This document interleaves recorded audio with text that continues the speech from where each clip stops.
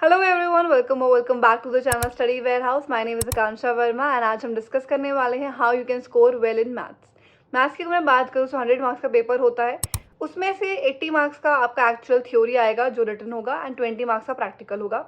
Overall आपका जो marks आएंगे वो 100 में से आएंगे, बट जो रिटन वाला है जिसके लिए आप एग्जाम देते हो that is from 80।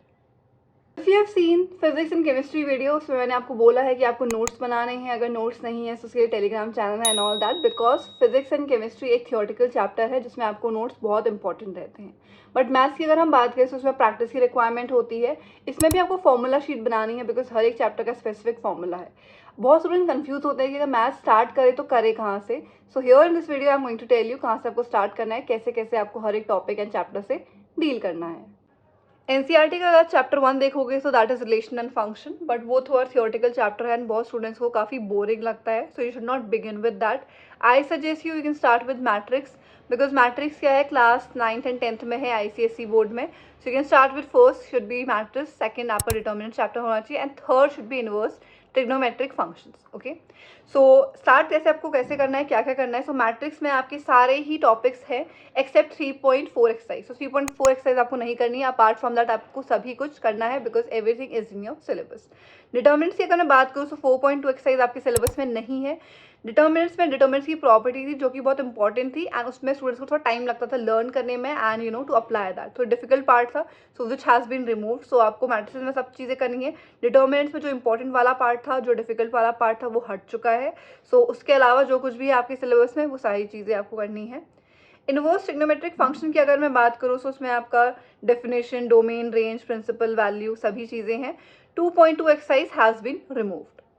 Now once done with these 3 chapters, पहला मैट्रिसेस आपको करना है, सेकंड डिटर्मिनेंट, थर्ड आपको करना है इनवर्स ट्रिग्नोमेट्रिक फंक्शन। अगर ये तीनों ही चीज़ें आपने कर दी है, now you can begin with relation function. या तो आप रिलेशन फंक्शन फोर्थ में रख सकते हो या मे बी लास्ट में कर सकते हो, that is up to you. So relation function की अगर मैं बात करूँ तो टाइप्स ऑफ रिलेशन है reflexive, symmetric, transitive, equivalence relation आपके सिलेबस में है, 1 to 1 है एंड ऑन टू फंक्शंस आपके सिलेबस में है। तो जो एक्सरसाइज आपके सिलेबस में नहीं है वो एक्सरसाइज 1.3 एंड 1.4। बहुत बार क्या होता है ना, स्टूडेंट्स को कॉन्सेप्ट आता है, अगर एक क्वेश्चन है तो उन्हें पता है क्योंकि ये कॉन्सेप्ट है, then we are going to apply that concept, बीच में हमें सॉल्व करना है and then we get a final answer. But होता क्या है, कभी कभी वो थोड़े कंफ्यूज हो जाते हैं या फिर not thorough with the topic and कभी वो गलत लिख देते हैं, thorough about the topic in their mind, but जब वो लिखने में आते हैं कुछ मिस्टेक कर देते हैं, राइट। सो उसकी वजह से आपको ऑब्वियसली कट करना पड़ेगा and then you have to rewrite those things. तो उसमें क्या होता है कि जो एग्जामिनर आपकी कॉपी चेक कर रहा है उसमें एक गलत इम्पैक्ट पड़ता है, that means you have not practice, right, अगर आप बार बार गलत लिख रहे हो। सो ये चीज़ें अवॉइड करने के लिए, अपनी राइटिंग स्किल्स इंप्रूव करने के लिए, what you can do is you can practice more and more question so that you have an idea कि क्या क्या चीज़ें आपको क्वेश्चन में लिखनी ही लिखनी है। जैसे कि अगर आपका एंगल पूछा है and you have just written 45 degree, right, तो डिग्री इज व्हाट यूनिट, अगर वो मिसिंग है तो आपको मार्क्स नहीं मिलेंगे। अगर कहीं पे डिस्टेंस पूछी हुई है it should be metre, right, so जो भी यूनिट है सेंटीमीटर है, metre, you should write that. जैसे हम एरिया की अगर हम बात करें, एरिया अंडर द कर्व जो टॉपिक आएगा, will discuss it later, but area की अगर आप बात करोगे सो जनरली आपको जो कर्व दिया होता है उसमें कुछ स्पेसिफाइड नहीं होता, right, so you can write metre square, centimetre square over there, तो क्या लिखोगे आप, यूनिट स्क्वायर। बट अगर यूनिट स्क्वायर मिसिंग होगा और maybe your final answer is not in a box, तो चांसेस हैं कि आपके मार्क्स कट सकते हैं। सो ये सब चीज़ किसके पार्ट होता है, राइटिंग स्किल्स का।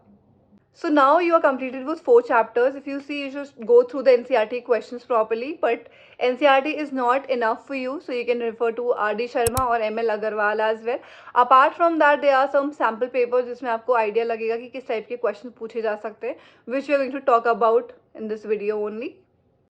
नाउ अब प्रैक्टिस अगर आपको करनी है तो आप कहाँ से कर सकते हो, प्रैक्टिस आप कर सकते हो ओसवाल पब्लिकेशन से। तो यहाँ पे आप देख सकते हो सब्जेक्ट के साथ ही साथ उसका प्राइस लिस्टेड है। इन सभी चीज़ों का लिंक आपको डिस्क्रिप्शन बॉक्स में मिल जाएगा। इसमें 10 सैम्पल पेपर्स हैं जिसमें से 1 से लेकर 6 सॉल्व है, so that you can see क्या क्या इंपॉर्टेंट चीज़ें हैं, किसी टाइप से क्वेश्चन पूछे जा सकते हैं, क्वेश्चन पैटर्न क्या है। अपार्ट फ्रॉम दैट 7 से लेकर 10 तक अनसॉल्व है जिसका सोल्यूशन आपको विजिबल होगा when you scan this QR code given. Apart from that इसमें ब्लूप्रिंट गिवन है so that you have a rough idea किस चैप्टर का कितना वेटेज है and you can prioritise your chapters accordingly. oswald.io एक platform है, इसमें आप बहुत सारे क्वेश्चंस प्रैक्टिस कर सकते हो so that your concepts are clear. Again link in the description box below, so make sure you are going through it and checking it out. बहुत बार स्टूडेंट्स को बहुत डाउट रहता है कि हमने कॉन्सेप्ट पता है बट स्टिल हमारे मार्क्स नहीं आ रहे हैं. So that is based on your writing skills. If you are writing everything properly, mark कर रहे हो सभी चीज़ें एंड सारी चीज़ें नीट एंड क्लीन हाईलाइटेड है, so you score well. But अगर कुछ थियोरटिकल पार्ट है which is missing, like given quantities ये हैं and other than the formula is missing and the final answer, so you won't be rewarded any sort of marks. So make sure you are going through these things and you are writing it. ये तभी हो पाएगा when you practice a lot. So now we are going to start with calculus. तो calculus में continuity and differentiability है. इसमें chain rule important है. Derivative of inverse trigonometric function. इसमें एक्चुअली सारी ही चीज़ें आपको करनी पड़ेंगी बिकॉज सारी ही चीज़ें इंटरलिंक्ड होती हैं. सेकेंड ऑर्डर डेरिवेटिव, लॉ का डिफरेंशिएशन कैसे करते हैं.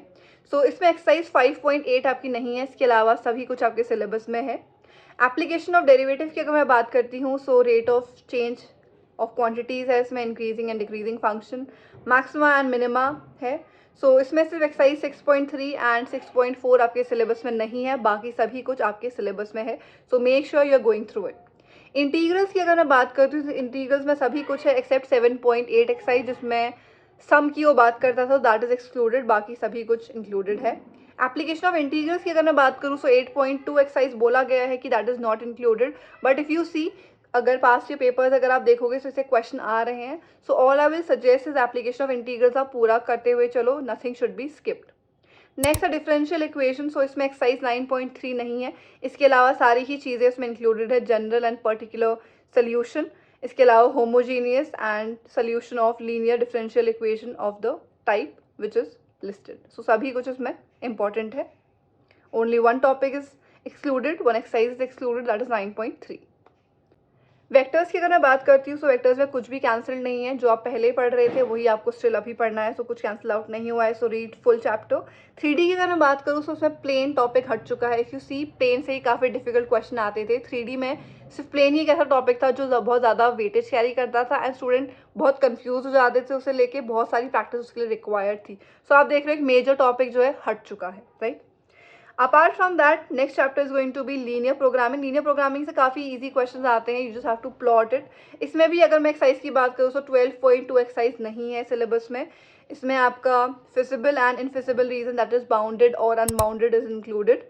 Optimal feasible solution is also included. Probability की अगर मैं बात करती हूँ तो कंडीशनल प्रोबेबिलिटी है, multiplication theorem on probability, independent event की बात कर रहे हैं यहाँ पे, बेस थ्योरम है, random variable and its probability distribution is in your syllabus, mean of random variable भी आपके सिलेबस में है.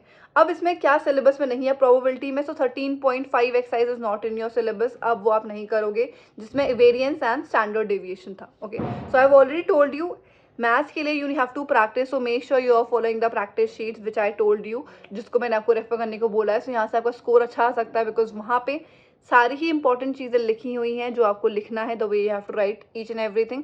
सोल्यूशन वगैरह आपको सब मिल जाएंगे. Apart from that, if you have any suggestion you can write in the comment section below. And that's it for today's video. I hope you like the video. Please give it a thumbs up, share with your friends, subscribe to the channel, and I will see you in the next video. Bye bye.